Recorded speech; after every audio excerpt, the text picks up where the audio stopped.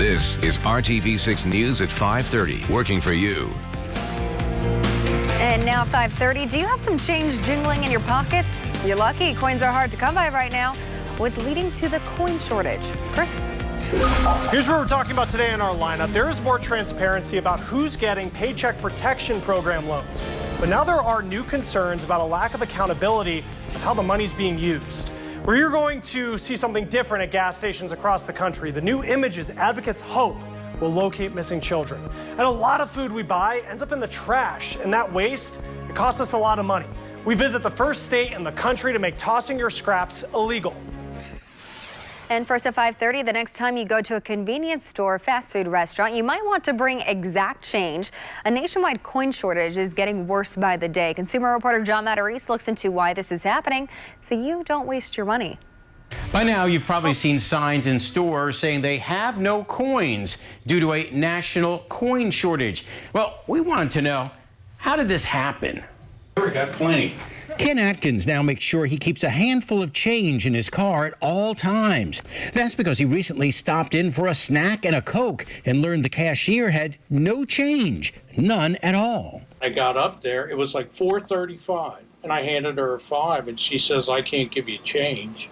Why? Yep, the pandemic. She pointed at this sign on the register that said, because of COVID-19, there's a shortage of change. Frustrated, he ended up paying $5 for his $4.45 snack. People come in with their money to buy and then they don't get a change. It's something that is bad. I mean, I wouldn't want that to happen to me. There are a lot of theories as to why coins have disappeared this year. One of them is that a lot of people don't like touching them out of fear of catching COVID. I have a habit that I go home at night and take whatever's in my pocket out and throw it into my jug on the dresser top. Brad Kirilloff owns a chain of coin shops. He never expected everyday coins to become rare, but says the pandemic has affected production lines, just like with toilet paper and beef. The mint closed down for some time during the COVID crisis, so it put them behind on production. The Federal Reserve also blames the 2-month shutdown of banks, bus lines, and laundromats. The biggest coin users. Ken Atkins is still scratching his head. The banks don't have anything? They stopped making them? I don't understand the shortage. Bottom line, be sure to bring a credit card or exact change with you next time so you don't waste your money. I'm John Matarese for RTV6. Thanks, John. That makes a lot of sense. And to go along with that, today the Indiana Bureau of Motor Vehicles started asking Hoosiers to pay with a credit card or check when possible. And it's all because of the national coin shortage, which has directly impacted BMV branches around the state. The BMV has been unable to access coin inventory to replenish its supplies. They're asking that you only pay with cash when you have exact change. Kevin?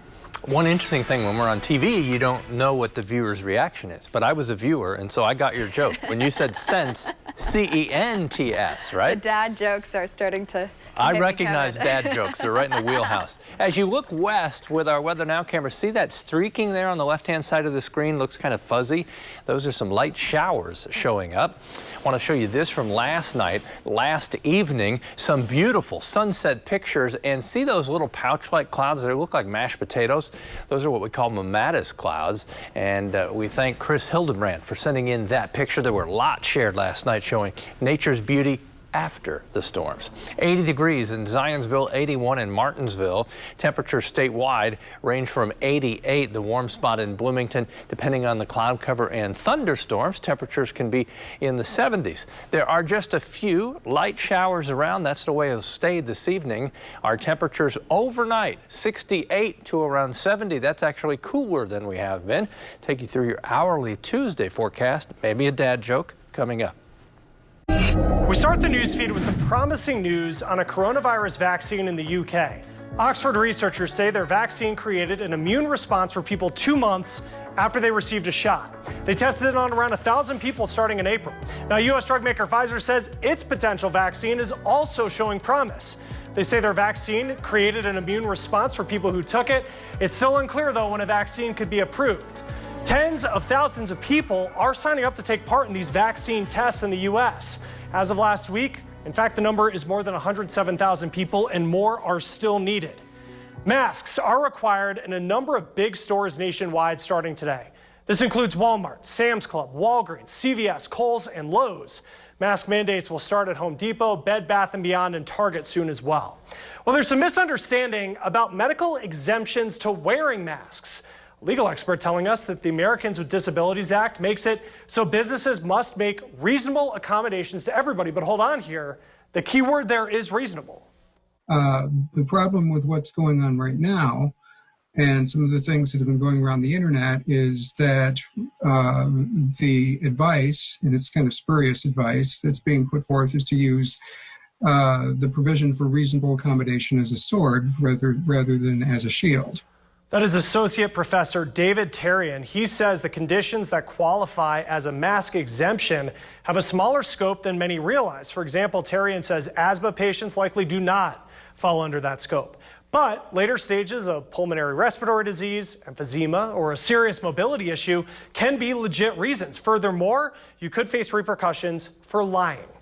They're claiming that they have a disability and they indeed don't have a disability. If that is found out, then there are criminal and civil penalties for that. As for privacy concerns, Tarian says store employees are allowed to ask customers why they're not wearing a mask. If you refuse to answer, they may refuse entry. Even if you give a legitimate reason to not wear a mask, you may still be refused entry. That is because the ADA does not apply if there's a direct threat to someone's health or safety. Tarian also says HIPAA, well, privacy laws with that also do not apply in this situation. That only protects you and your information from being shared inappropriately among medical facilities. All right, let's get back to the lineup. We're getting a new reality check on how small businesses are doing months into this pandemic.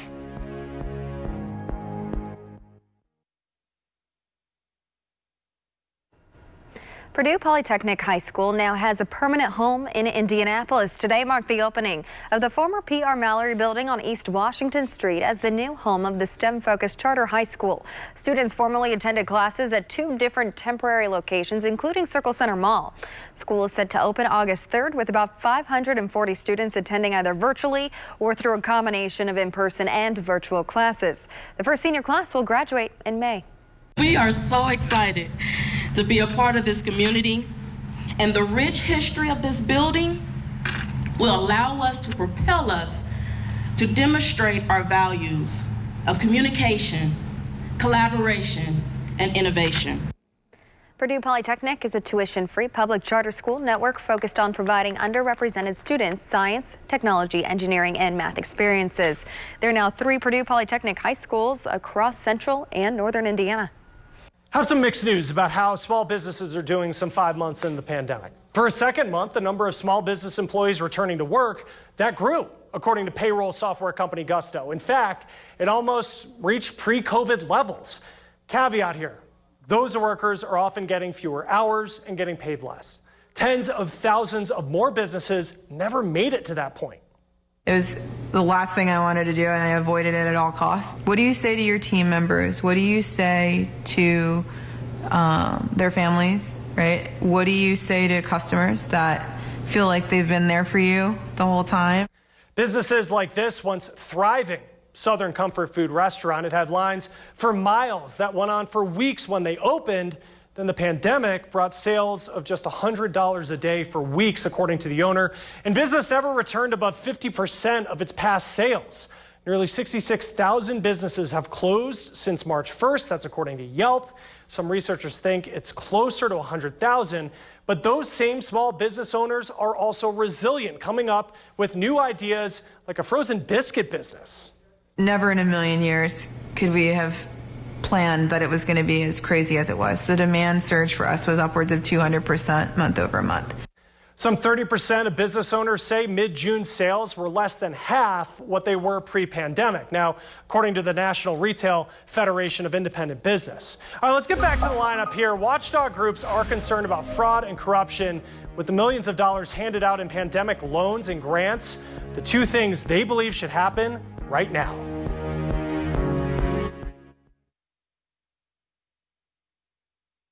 We continue to learn more about the businesses that received loans through the Paycheck Protection Program. These are loans that businesses may not have to pay back. Alicia Nieves shows us why watchdog groups who fought for this transparency are now pushing for accountability. A list of businesses that received forgivable Paycheck Protection Program loans from the federal government has just been released, bringing to light that millionaires, billionaires, and even a celebrity received federal aid intended to help struggling small businesses. From the very outset, the public and watchdogs and elected officials had a very good reason to want data to see where this money was going, because as we just learned, we had a good reason to be questioning if this program really was going to fulfill what it said it was going to do. RJ Cross is with the watchdog organization U.S. Public Interest Research Group, which pushed for the data release and now is pushing for accountability. And a big improvement on the program would be true audits on all of the loan amounts that say, if we find that you could have probably gotten money somewhere else, we're going to take those taxpayer dollars back. Currently, only loans over $2 million will be audited, but most of the loans taken out, including some by millionaires and billionaires,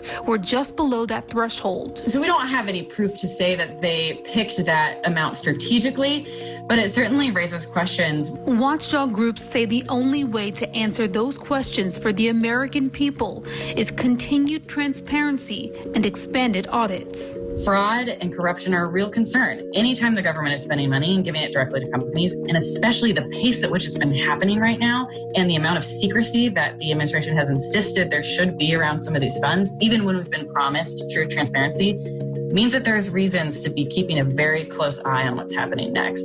The biggest bailout in U.S. history deserves the most transparency in U.S. history. I'm Alicia Nieves reporting. Alicia, thank you. And right now it is just wait and see on whether the Small Business Administration and the Treasury Department will make a move to audit more of the loans. If either does, could be years before we see the outcome of the audits. A new campaign is bringing attention to an issue that hasn't been front and center since this pandemic started. There has been a lot of awareness, a lot of things has changed, but regarding her case, unfortunately, there's nothing.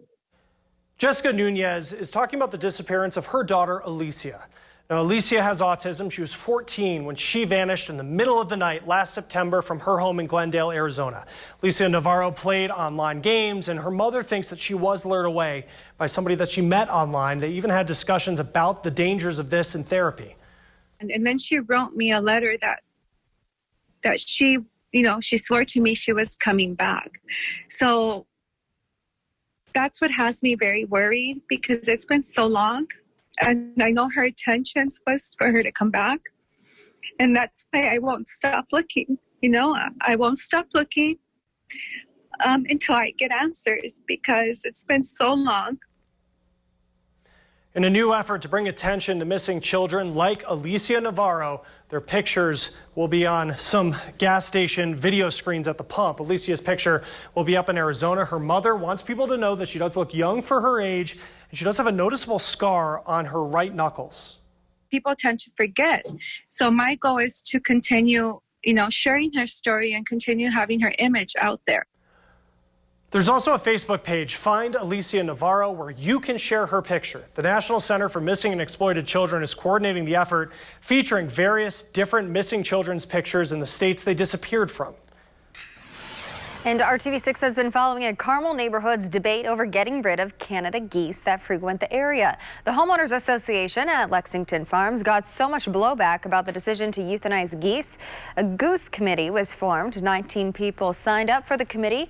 Right now, members have been given the assignment to break into separate groups and research options for containing the geese. The next committee meeting will take place on the 30th, and an HOA meeting is scheduled for this Thursday. The geese are safe for now because the HOA failed to secure the proper permits to go through with their original plan to get rid of the geese.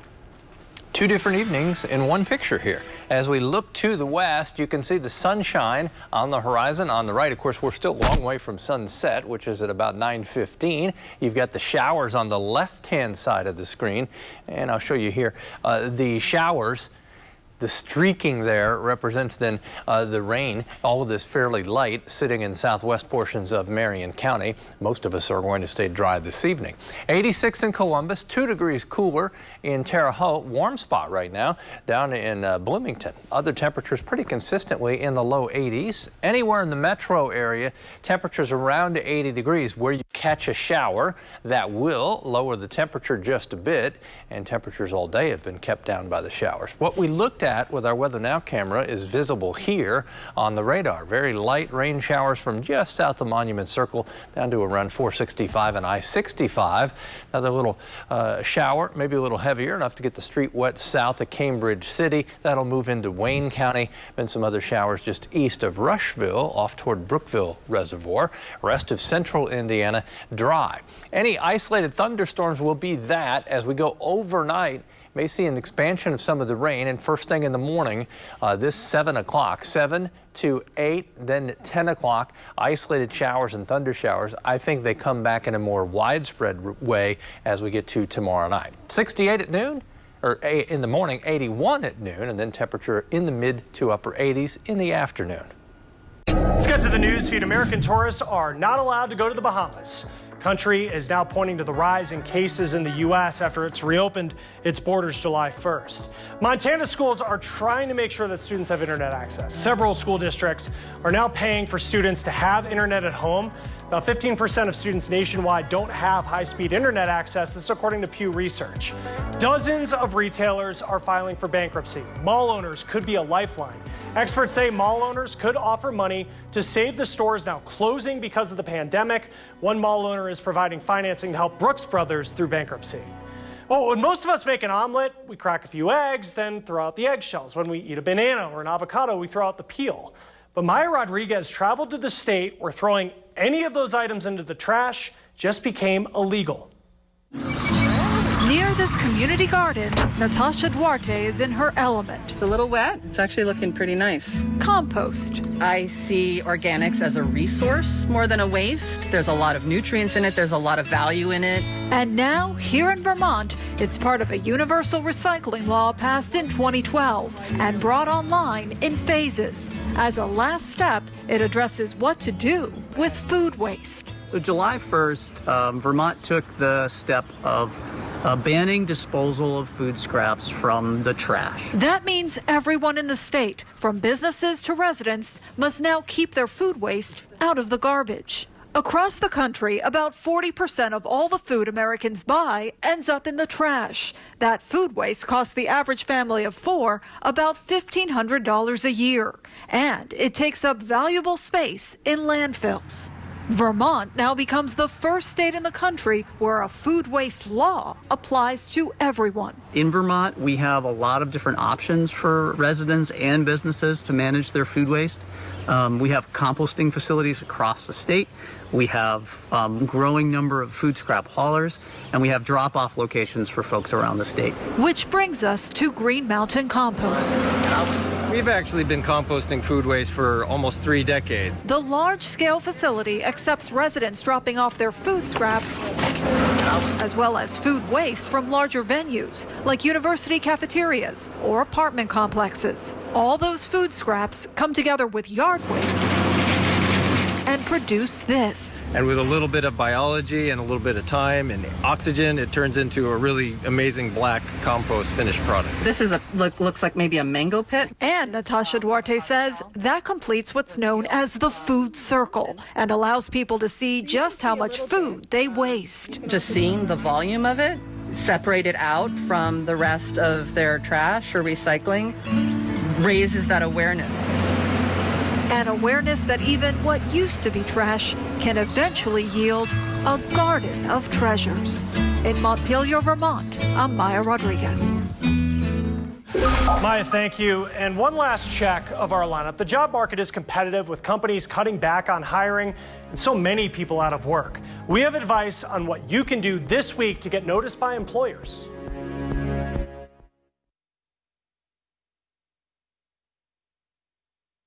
COVID has impacted the jobs of 30% of Americans. They may have been laid off, furloughed, had their hours reduced, quit for whatever reason. And this is all according to website Resume Builder. But only 1 in 4 of those people are updating their resume. And we talked to a career expert with jobs website Monster about how to stand out. And she said your social media profile is just as important as your resume. 100% accurate. No typos, no grammatical errors, proofread. Especially in Twitter, you can't edit a tweet. If you see a mistake, just delete it. Vicky Salemi is a former corporate recruiter and says hiring managers are looking at your social media. You want to make sure it's professional. And if someone retweets you and your name's attached, are you proud of that tweet, or is that something that can come back to haunt you? Also, the quality of the content. Are you creating blog posts to show that you're an industry expert and a leader? Salemi says you can make changes like adding an executive summary at the top of your LinkedIn profile. You should quantify your skills list, like adding how big of a budget you manage, how many people are on your team, and how often do you meet with them. Set up job alerts on websites and apply right away. And while you are waiting to hear back, there are other things you can do. Reach out to people in your network, ask who they know, your alma mater, do some old-fashioned networking, and set up calls to pick their brain and ask them about the industry, ask them about the companies, ask them about their company, ask them about the skill sets needed to succeed. What's a new skill you should acquire? A professional picture is also important for social media profiles. On Wednesday, Headshot Booker, which is a photography agency, is offering to take free pictures to help get people back to work. You can book an appointment online at headshotbooker.com. Now, this chapel, it is unlike any other, a place to remember that special member of the family. Brings back memories of my last dog. I'm going to be in tears in a few minutes if I don't start thinking about something else. Tomorrow we'll introduce you to the doggy paradise of Dog Mountain and show why it has been keeping memories alive for decades. And as we've mentioned, some Tuesday thunderstorms back in the forecast. We'll get more into the timing in a bit. Just like the last couple of days, thunderstorms may be strong, with wind being the main threat from the strongest thunderstorms. It's a pattern that we continue to follow here as we go through the 7-day forecast. Temperatures middle to upper 80s, with thunderstorms most numerous Wednesday and Thursday. And you can see what happens by the weekend, heating back up. That's all for the news at 5:30. More news starts right now. This is